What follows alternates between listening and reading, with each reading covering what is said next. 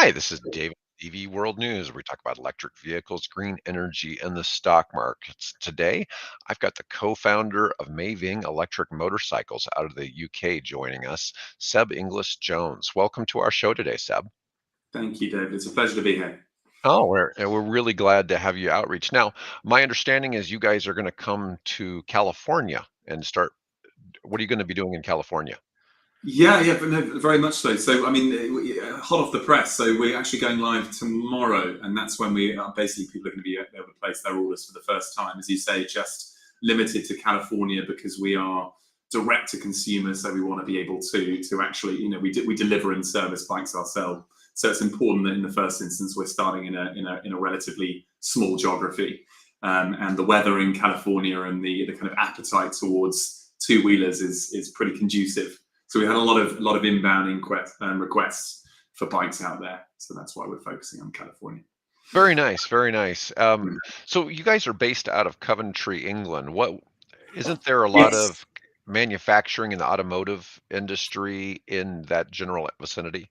Yeah, there is sort of generally, but it's also where historically all British motorcycle brands were based. I mean, we're really a stone's throw from about 120 years of motorcycle history in the UK, and I think there are very few things that Britain is still famous for in terms of manufacturing. We're not really up there in the charts, but motorcycle design is still one of the things that I think people respect UK manufacturers for, and a lot of people love Triumph and Norton and BSA and these kind of brands. So we're specifically based here because a lot of our engineers have come from Triumph motorcycles, which is just down the road, basically. Awesome. I love it. I love it. Now, what kind of range do your electric motorcycles have? So basically 80 miles, up to 80 miles. The important thing to understand about our bikes is that they're the equivalent to kind of 125cc to 250cc bikes. They are city bikes. They're built primarily for urban riding in mind. So most of our customers in the UK are basically charging their bike once a week. So you take the batteries out of the bike and you charge them in your apartment, in a cafe, at work. So that's the kind of relationship people have with charging and range on our bikes, as opposed to a plug-in vehicle. Is there what kind of top speed do these bikes typically have? So our first bike, which we launched about a year and a half ago, top speed 45 miles per hour. So that's very much limited to city riding. I mean, people do use it outside the city, but it's obviously better in a city.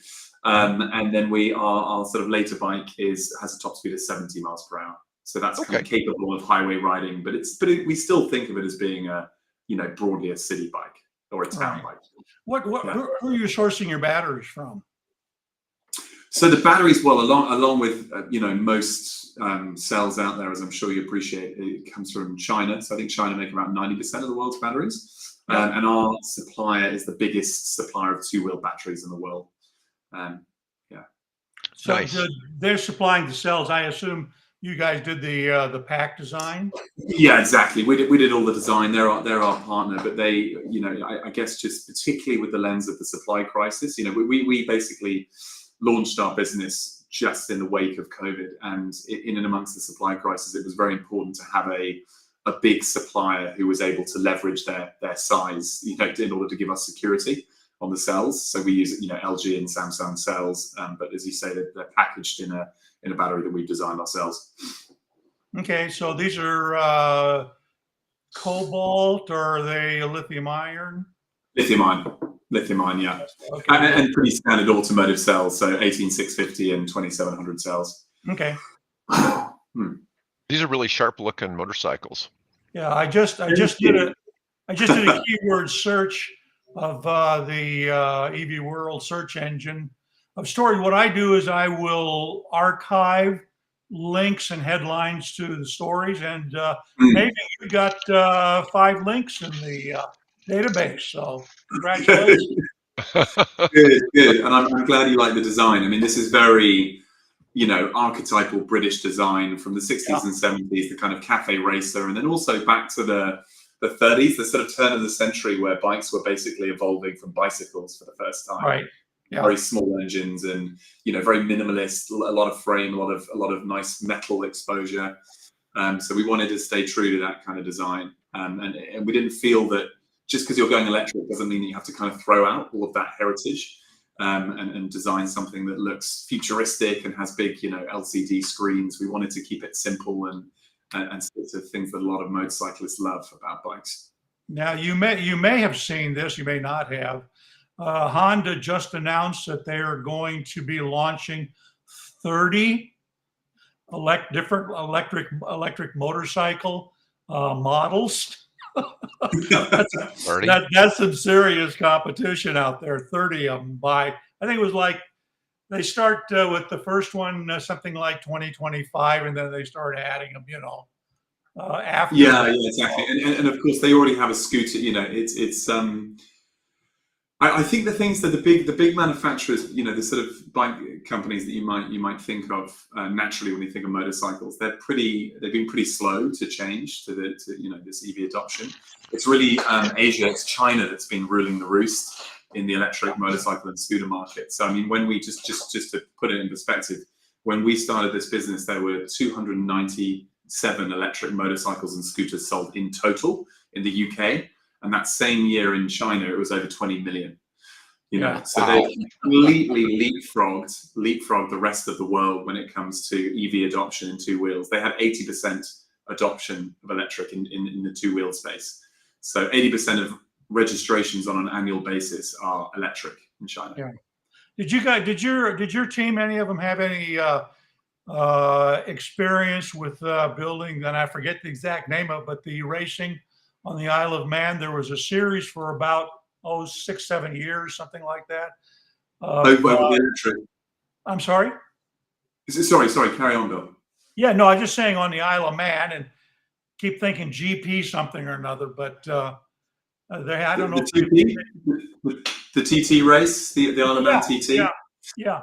Our sort of lead chassis engineer, who's also a primary test rider. He races the Isle of Man TT, so he actually has experience in racing himself. He's also a Triumph engineer who had spent 15 years designing chassis at Triumph. So yeah, a lot of experience both on and off the racetrack. All right. Yeah, I did notice one of the headlines more recent that you're also we're going to launch in France. How's that going? France has been a bit slow. The Germany and Benelux, Belgium, Luxembourg, and the Netherlands have been the primary focus. But to be honest, we've had more inbound inquiries from the US than all other markets put together. So that's interesting. Yeah, I think that and I think the customer is very different, in the US, certainly to what you find in Europe. But it's been the biggest point of interest. So we're pretty excited to see how it goes.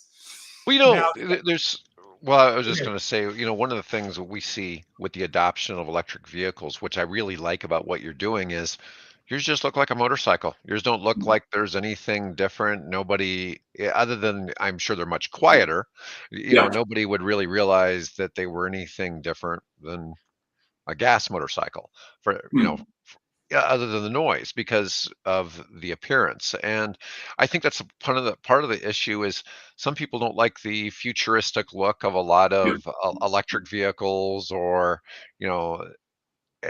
who knows? There's just all kinds of reasons people come up for why they don't like EVs. And I totally agree, and I think that it's interesting. I think that a lot of people view cars as a sort of way of getting from A to B. I think with motorcycles, it's a little bit more about the feeling that you get from the ride.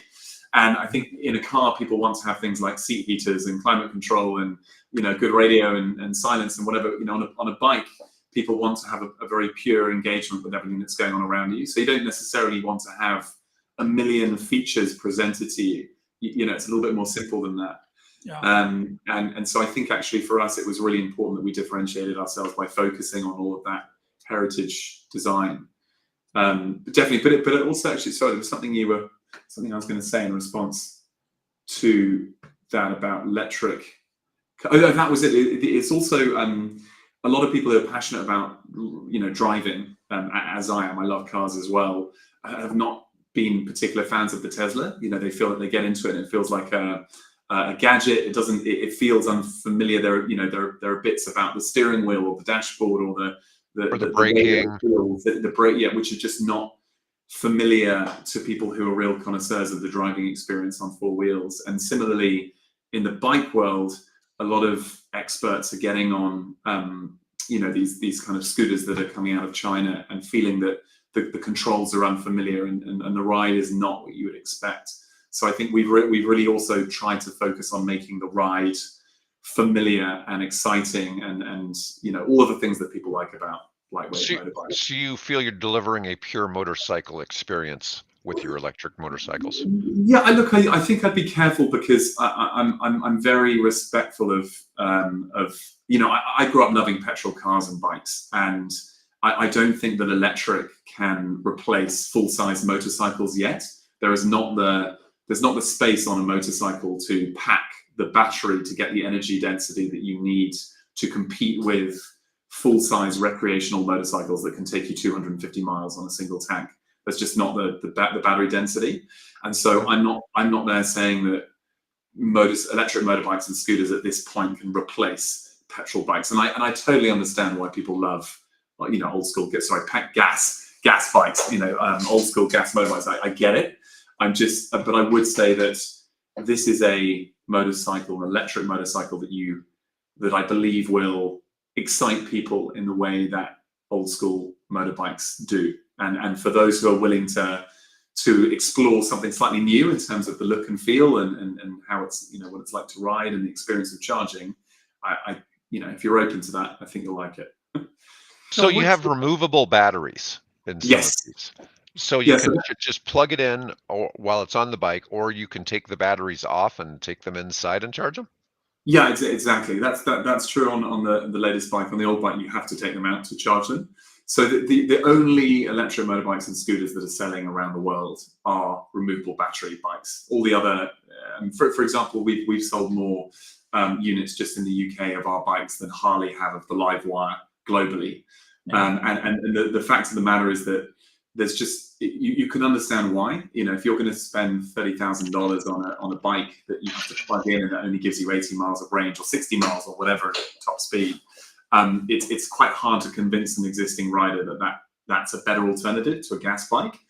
But if you're able to ride around town, but bear in mind that the number one barrier to electric adoption at the moment is charging infrastructure and the difficulties, the infrequency of charging opportunities. If you can just take a battery out and you can charge it at any standard socket, so whether that's in a cafe, it's at work, it's overnight in your apartment, maybe you don't have a garage, so you live in a small flat in Manhattan.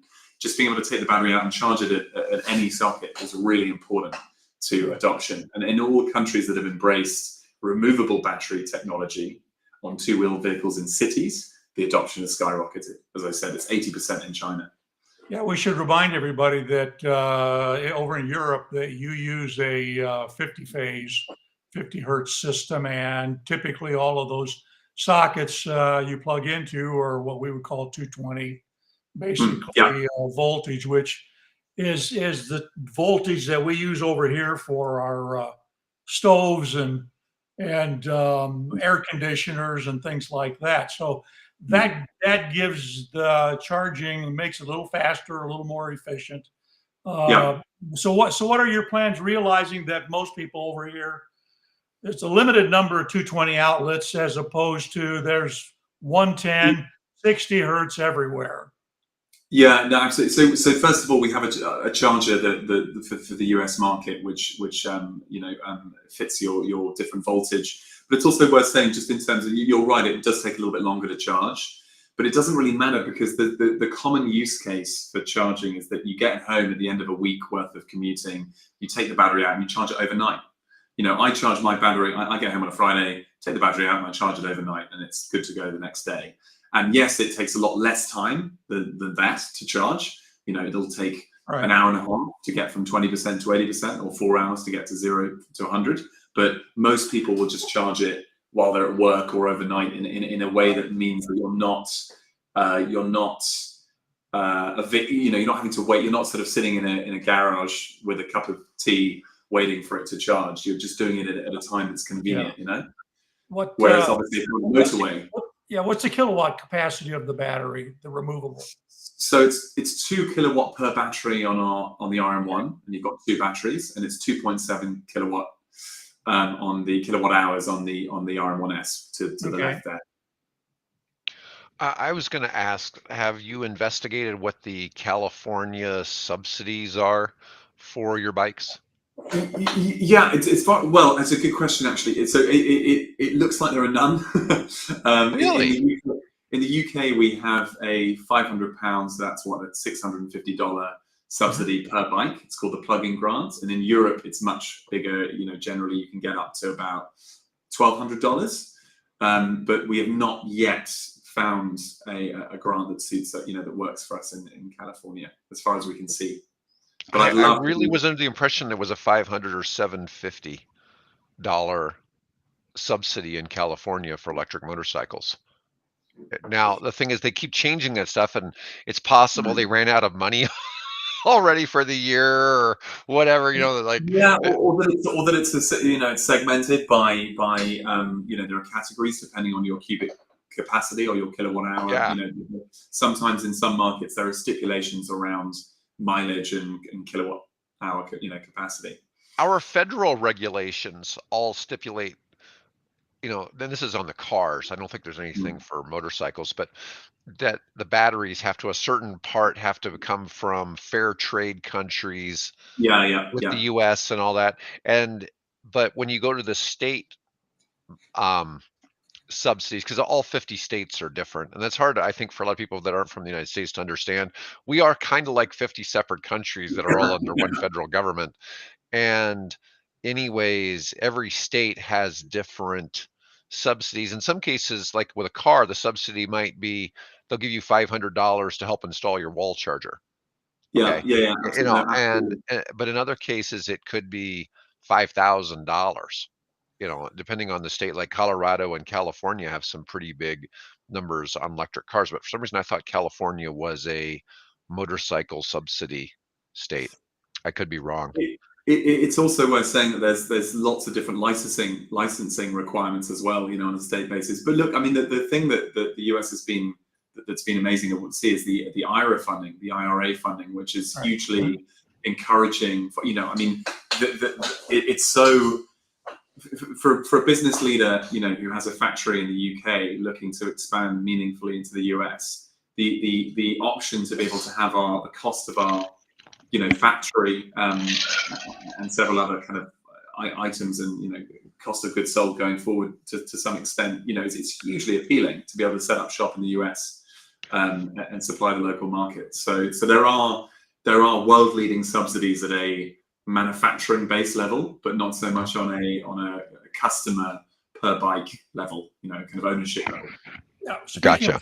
Speaking of California, where are you planning on to basically start as far as your headquarters or whatever you want to call it? Absolutely. So the bike shed in LA, it's a kind of I don't know if you're familiar with it, but it's a great, it's a great British brand that's recently or fairly recently expanded to LA, and it's just a great hub for bikers, and we're going to have our bikes on show. People host parties there, don't they?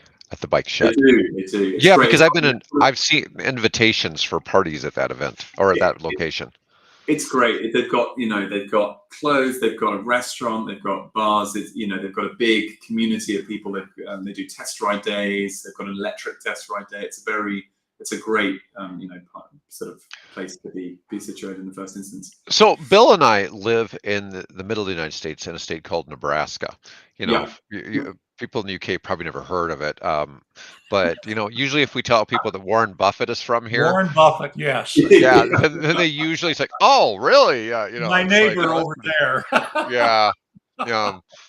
One of my kids was telling me how he ran into Buffett in a McDonald's a few days ago. Buffett was in there on his laptop just working in a McDonald's. I was going to say, Bill, if he's your neighbor, then he must live in a good neighborhood. Well, surprisingly, he's lived in that house for what is it, like 50 years? He bought it for like $30,000 or something like that 50 years ago. Inspirational. Yeah. Yeah. Oh, but I've met him a couple of times, but Hmm. you still wouldn't know me from Adam. So you're going to locate in you're going to start in Southern California, LA area. You've got, Yeah. personally know of two other electric motorcycle companies that are origined there in California, basically up in the Santa Cruz Bay Area. Hmm. So how do you sort of think you're going to, I mean, Zero's been around for quite a while, and oh, come on, what I get, he's going to hate me because he's a good friend of mine. I can't remember the name of his company, but they're in the Bay Area. It's also Yeah, got, look, I mean, the way that we see it is, I mean, the more the merrier to some extent. It's such a nascent category, and we're all, most of us are fighting for the same thing, which is to get as many people onto electric transport as possible. And we're still at a stage where you're looking at like 2%, 5% adoption. And most of these companies are doing quite different things. Zero are trying to compete with, full-size gas bikes, and are probably the best company in terms of making a really good quality product that does that and puts forward the best case for a full power bike. We're more interested, as I said, in that kind of city, urban commuting space, lower capacity, smaller, lighter bikes that are really good for nipping in and out of traffic in a kind of city space. So I just think that all these companies have something slightly different to offer. so one of the reasons why, well, I was going to say one of the reasons I brought up Nebraska is because we don't even have very large motorcycle adoption here in Nebraska. Yeah. Now, our weather isn't great. We're not a Yeah. great state for for that. We're Nor are we here. probably, yeah, we probably have 5 months that it would be good, riding weather for a motorcycle Yeah. here, and that's really about it. And it's probably very similar to the UK. But you see, I don't know if you want to answer this or not, but I'm curious what kind of production numbers you've seen and sales you've had in Yeah. in the UK for bikes or motorcycles. No, absolutely. Well, just to sort of comment on your first 2 points there. The first thing I'd say is that with the weather, the UK is not famous for for good weather, and it's generally quite seasonal here. So people tend to ride more in the summer, obviously, in the late spring and early autumn or fall. But it's that increases when you're looking at urban riding. If you're only doing shorter distances, 8 miles here, 8 miles back, and I believe the average commute in the US is 16 miles. So there's plenty of people who are doing short distances, and that's double the commute that we have here in the UK. They tend to ride more year round because there's not enough time to spend on the bike to get cold. In markets where there are more recreational riders, then you absolutely would be putting your bike away for the winter, because it's not fun riding for 2 hours on the highway, in -3. That's not fun. And then the second thing I'd say is, because you were saying that there aren't many motorcyclists in Nebraska, we have specifically designed our products to be appropriate for and geared towards non-riders, new riders. We want to get as many people onto electric transport as possible. Nice. So we're trying to put forward the kind of Southern European and Asian ideal, where everybody is riding a bike, even if you're like a 90-year-old grandmother or a 16-year-old kid. We believe that it is the best form of transport, and that a future where people are actually choosing to have a lightweight electric two-wheeler instead of a big electric SUV is a better future, because you're putting a lot less demand on lithium supplies and all those precious metals. It's a lot better for the planet. And anyway, so that's just a couple of thoughts there. We're currently in the kind of, so all our bikes are hand built at the moment. We're making about 5 to 7 bikes a day, and we're just moving to a bigger factory literally this next month, where we'll be Nice. where we can make up to 60 bikes a day if we wanted to. So capacity is increasing a lot there. All right. So weird question. What brought about the name Maeving? What does it mean? And how did that come about? It's a good question. It's derived from an old English word which is maven, which means a connoisseur, an expert, a thought leader. It's basically a commitment to driving progress in the electric space, and eventually always making products which are more discerning and pushing the boundaries versus the other products out there. This is just a own comment as a marketer. I would highlight that underneath the title of the name Maeving on your website, because the word itself is very similar to something like Mei Ling in Chinese, which means like pretty Yeah. girl. Yeah. And I'm just saying, it almost sounds. I was like, man, that name. I'm sure it has a meaning, but it sounds almost Chinese. And I'm like, Yeah. if it's a British bike, and how do you push, that, that British, Yeah. Yeah. you Absolutely. know, feel You to it. put a And Union Jack on it, Jack. yeah, well, you can do that too. That was actually something we were told in the first, that the Union Jack thing. We were told that at the first show that we went to when we unveiled our bikes in 2021. Yeah, it was at the biggest British motorcycling show. It's called Motorcycle Live, and they said, how do we know this is British?" So we put a tiny little Union Jack sew onto the stitch seat, and a kind of badge on the side of the bike. But it's very subtle. We haven't done what Mini have done with the Cooper, where Right. you've got Union Jack lights, that kind of thing. Have you had a chance to have Bobby Llewellyn and the guys over at Fully Charged test the bike for you? Well, we've had Fully Charged in the UK have tested the bike and reviewed it, but I'm not sure about a kind of US equivalent. I mean, we've only just sort of sent out notes to all of the the big trade publications in the US saying, "Hi, we're here." As you know, David, "Hi, we're here. We'd love to speak to you." But we've been very lucky with the review space in the UK. I mean, as far as we can see, we're one of the best, if not the best, electric motorcycle, reviewed electric motorbike. So it's been a good start. It's been a good start. There's been a lot of hand wringing about the whole Brexit thing, and particularly on the electric vehicle side, and getting them into Europe and tariffs and things. So how's that impacted you guys? So first of all, it's a nightmare, as in none of us here, would have liked, we all wish that we could rewind the clock and not have made that decision. It's from a sort of doing business with Europe from a kind of litigious paperwork perspective, it's a nightmare. We certainly lost plenty of money overnight in foreign exchange, just from various things that happened. But on a practical level, the good thing is that we took the decision to go through what's called the EU homologation process. So it's the kind of most stringent set of tests. It's the most stringent testing regime for an automotive product. And having been through that and got that certificate, our bikes are now legal across Europe and the UK, and now as well America, which has a sort of slightly less rigorous system, but it's still still a great standard. So our bikes are fully legal across Europe, and there is no we don't pay any there are no taxes basically on our exporting to Europe because of the quantity of parts that are made in the UK and Europe, which is very high. But the paperwork exercise of dealing with all the different countries and is still a nightmare. And I certainly wish we hadn't made the decision as a country.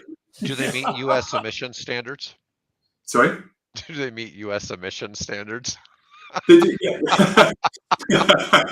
Yeah, not too hard. The changes to the US is so minimal. It's like indicator width and things like that. It's basically not a problem. It's a paperwork. There's a video online somewhere of some police officer giving somebody a ticket for parking in an electric vehicle charging space that's driving a Tesla, and he doesn't believe the guy that it's a that it's an electric vehicle because it doesn't look like an electric vehicle to him. Whatever an electric vehicle is supposed to look like. I guess he thought it was supposed to look like a golf cart.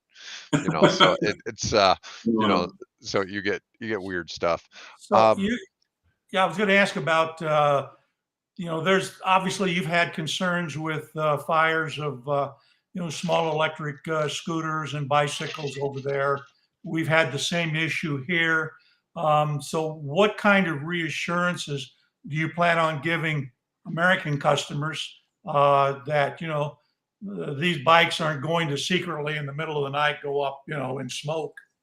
Yeah, no. I mean, I suppose what I'd say was that the whole reason that you choose the biggest and most reputable supplier of two-wheel vehicles in the world is in order to avoid that kind of process. When you work with top-tier suppliers, whether it's our battery supplier or whether it's Bosch, for example, who we work with on our powertrain, they make the best hub motors in the world. They have rigorous testing regimes that they subject your product to.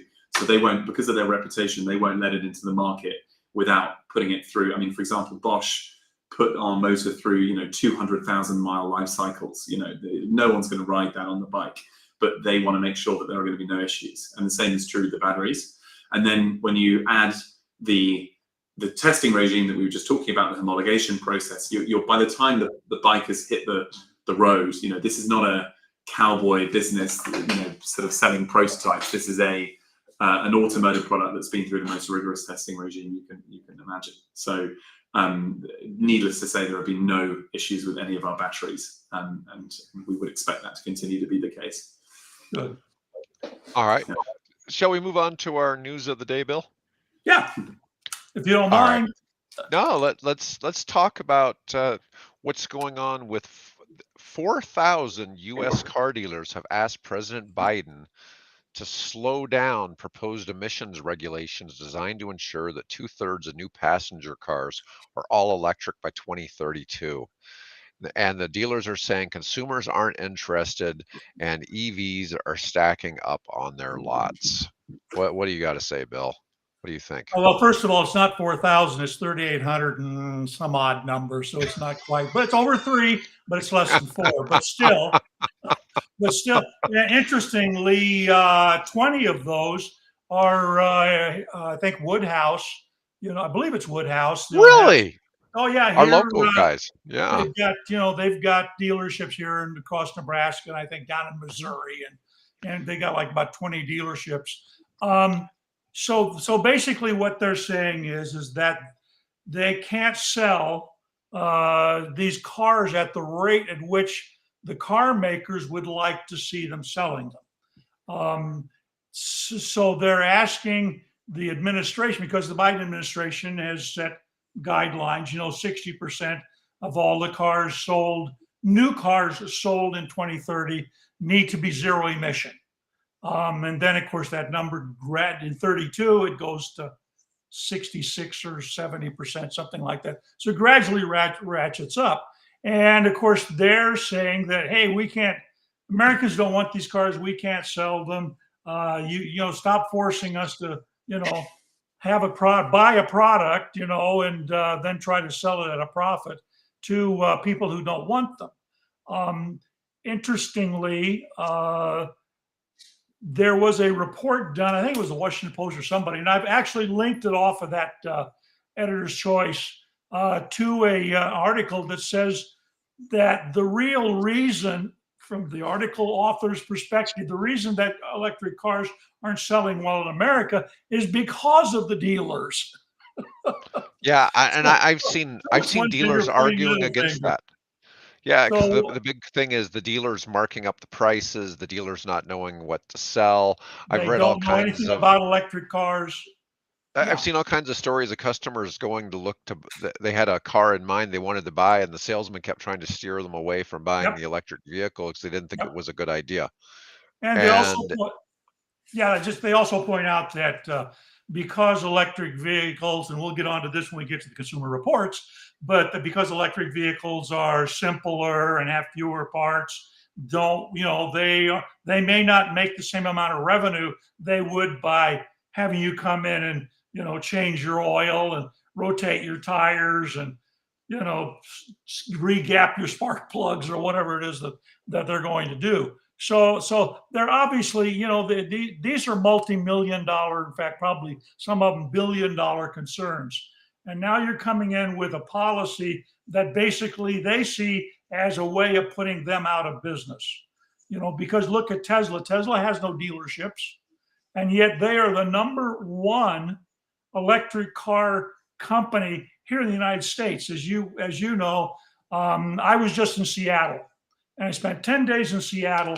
And if there is a wake-up call for car makers, is to just simply drive around North Seattle, around Edmonds and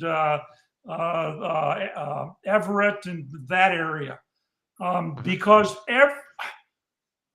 you cannot miss the huge number of Teslas that are on the road there in Seattle. I went there when I first went there 3 years ago. I used to count them. Oh, there's a Tesla. Now I don't even bother because they're everywhere. you'll have 3 Teslas in a row, and you'll have one behind you and one parked along the side of the stop. They're just everywhere. It is phenomenal. Now, part of that is my daughter, who we stayed with, happens to live, it's probably 6-7 miles from the Tesla distributorship, the service center. So that Right. may contribute to that somewhat. But my goodness, there are a ton of cars there. So obviously, if you're a car dealer and you're driving around and you're seeing that the dominant make and model is a Model 3, now increasingly a Model Y, and then of course every now and then you'll see an X, you'll see a Model S. But wow, it just, from my perspective, being in this thing for 25 years, it's phenomenal. So I could see where they would be concerned about, holy crap, here's this, we aren't seeing the F-150s out there. I saw one Mustang Mach-E. I saw several Rivians. That was probably the number 2 car that was out there. Rivian pickups and Rivian, the S, what is it? Anyway, the Rivian. The truck's the R1T, the SUV's the R1S. Yeah. So that's got to be a wake-up call for those dealers. So I can see why they're concerned. The problem, of course, is that they don't apparently appreciate the fact that we are facing, as our guest talked about, the consequences of a rapidly warming planet. They came up. COP28 started today, and that was the very first news report I heard today. Was this warning about what's happening to the climate on a global basis? As you guys, as our guest knows, you're starting to get some really crazy weather there in the UK that are coming through. And there's another, we could talk about how you make people aware of that and the problems. But so they're concerned. I hope to God that the administration sticks by its guns. There may be some room for some left movement there and things, but we seriously need to get this problem, and they're already saying forget 1.5, centigrade Celsius, improvement. We'll be lucky if we can stick at 2, and all it's going to cost us. So obviously, these dealerships are looking at their most immediate bottom line and not looking at the longer term picture. It's new, it's different, it's a paradigm that they've been used to for the last 100 years. Changing. But at the same time, EVs keep growing every year by a big amount over the previous year as a percentage of total car sales in the United States.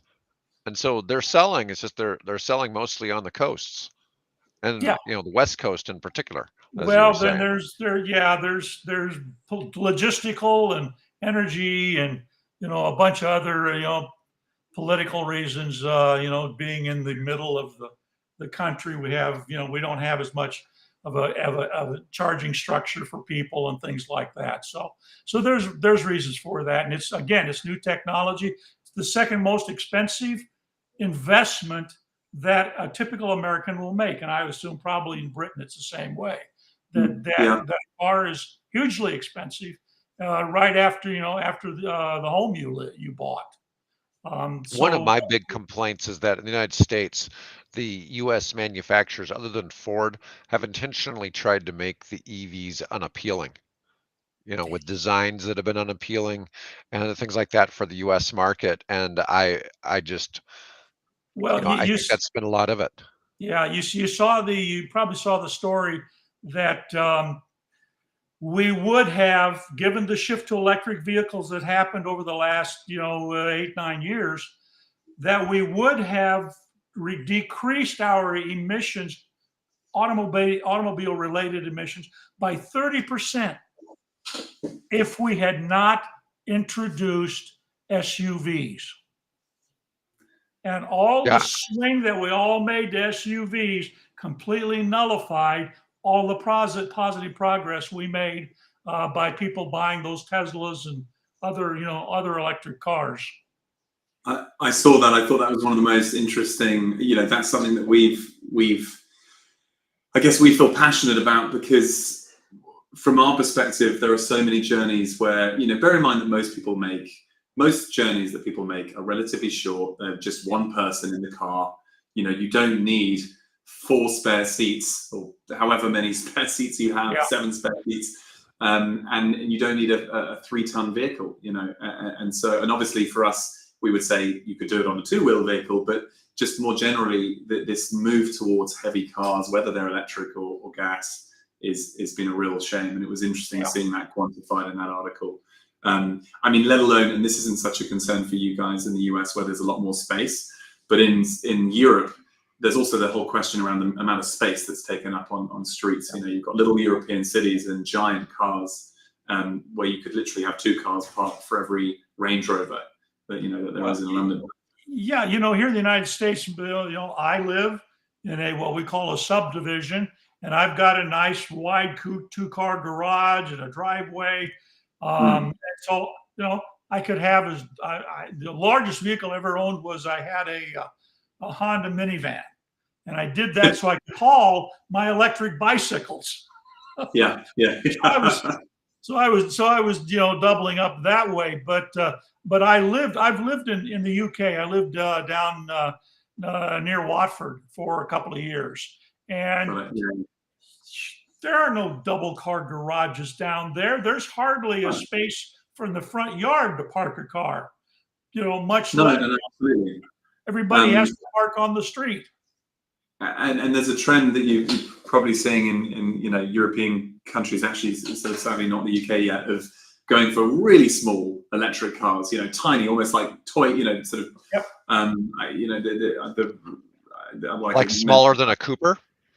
Oh yeah, really small. Smart car size, but smaller, and everyone's riding around because you don't.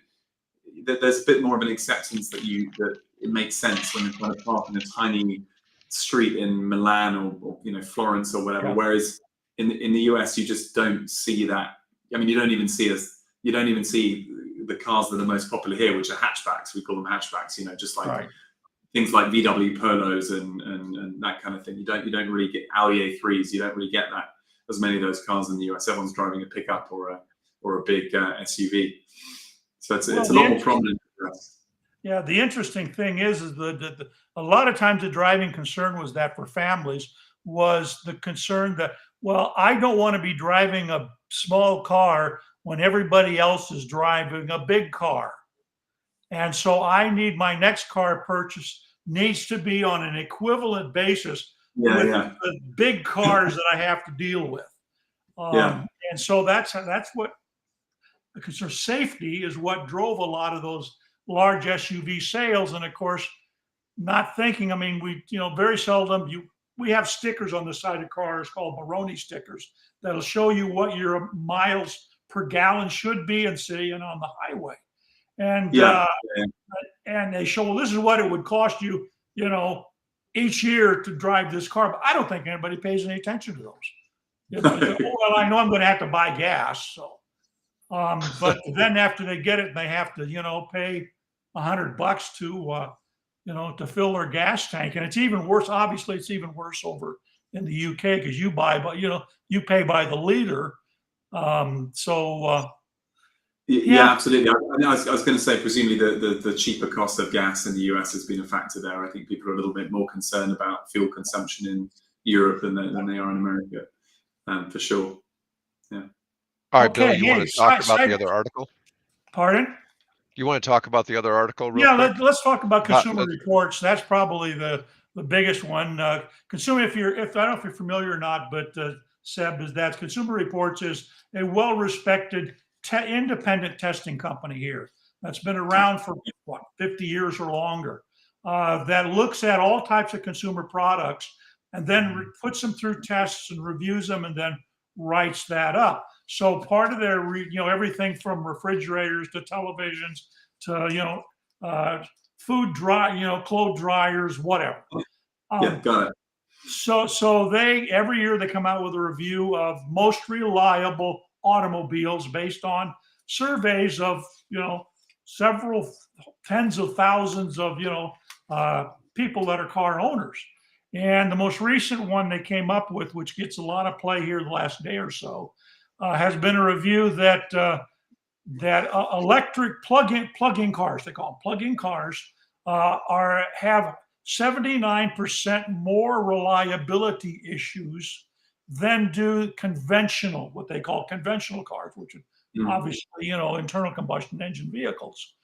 And so the worst of the group, there's battery electric vehicles like straight Teslas.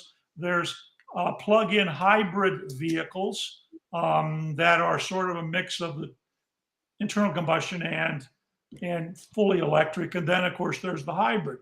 The most reliable is the hybrid. The least reliable is the plug-in hybrid. And somewhere in the middle between those is your electric car, with the exception of Tesla. And they gave the Model Y a recommendation, and they gave the Model 3 a recommendation. So that means that you can expect some problems, but you'll generally be happy with it. So that what strikes me there, of course, is that Tesla, as they point out in the article, is that the Tesla has probably been the longest in manufacturing over a stretch of time in manufacturing fully electric vehicles. They never got into plug-ins. They never went to hybrids, whereas the car makers tried to kind of tiptoe into this whole electrification thing with hybrids. It was 25 years ago, no, almost 26 years ago now, so next month, that I actually drove the very first Prius in the United States at a trade show down in Orlando, Florida. And then later they gave me a car to test drive for 4 months the following year. So I'm one of the earliest Prius drivers in the state of Nebraska, and I have one parked in the garage upstairs. So Toyota makes the most reliable hybrid because they've been doing it for 25 years. The rest of the car makers, this is all fairly new game to them. As you're probably aware, Volkswagen's had some their problem isn't so much with the mechanics of the cars they build, the EVs.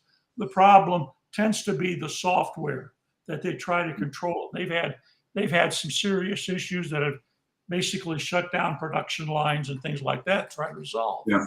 So this is all new technology. And so I'm afraid that a headline like that is going to say, I'm not going to buy an electric car. They're nothing but problems. What the article didn't mention is that in the case of hybrids, guess which cars are the most liable to catch fire in the plug-in field, the electric field? It's the hybrid, strangely enough. So at one point, they say it's the most reliable, but then another group looks at the numbers and says, well, if you're talking about vehicles that are prone to catching on fire, it's hybrids. But even at that rate, they're generally less than what a conventional car, the fire rate among conventional cars. So it's all new technology. I think probably another 5-10 years, by the time we get to 2035, 2040, most of that's all going to be resolved, and it'll be the internal combustion engines that are going to be getting bad reviews, and not the electrics. At least from what I've seen over the last quarter century in this business, that tends to be the direction things go. So that's enough of my spouting off. Sorry, Dave. That's all right. That's all right. That's good. And Tesla had some news today. Today is the rollout of the Cybertruck, right? Yeah, 2:00 our time, 3:00 East Coast time. So, and of course that would be what, noon on out in Tesla country out in California. So. Yeah, so that's a pretty big thing. We expect that to see a lot. It's interesting because people, we're talking about how big vehicles are here in the United States. I was looking earlier, the Tesla, the long range version, has a 200 kilowatt hour battery pack. That is just crazy. That would be like what, 10 or more hybrids, 20 Well, hybrids? that's isn't it less than the or isn't it more than the Hummer? And I thought Hummer was That's a big battery. Um, yeah, I was looking at stats for how long to charge that thing from nothing to like 90%, and it was on a home charger. It was like 21 hours on a level 2 charger. yeah, but This is the huge, this, yeah, huge. this is their very first 800-volt vehicle. Yeah. So that's going to make a a difference in it. You know that they've thought about that with their charging system. So Hmm. if you take it over to home, that's one thing. But if you take it down to the latest generation, what Tesla Generation 4 Supercharger. supercharger, that Mhm. probably becomes a little more reasonable in the hour or a little more than an hour. I mean, some of these things at 800 volts, you could probably get something in the neighborhood of what, a thousand miles in an hour of charging. It's So not, crazy. yeah. So Yeah. Well, like Seb was talking about our need for giant vehicles over here. They're going that route with the Cybertruck. And one of the things is they expect a lot of people who would normally not drive a truck to buy these. yeah, That they it's not got what? necessarily the people switching from like a Ford F-150. They're expecting Hmm. people who want Tesla to buy these, Yeah. not because it's Tesla, not because it's a truck. And so it's Mm. an interesting kind of perspective. Now they are looking at the idea of making it so that the bed cover could be solar. I don't know that Yeah, they've started coming out with that yet, but it's interesting just kind of to see. But I, they'll I'm, you I'm actually not as I'm not as close to the Cybertruck as I ought to be. When it first came out, I did a lot of sort of research into it. But is it it's interesting hearing you talk about the customer there. Is it supposed to be a practical vehicle, or is it a design led?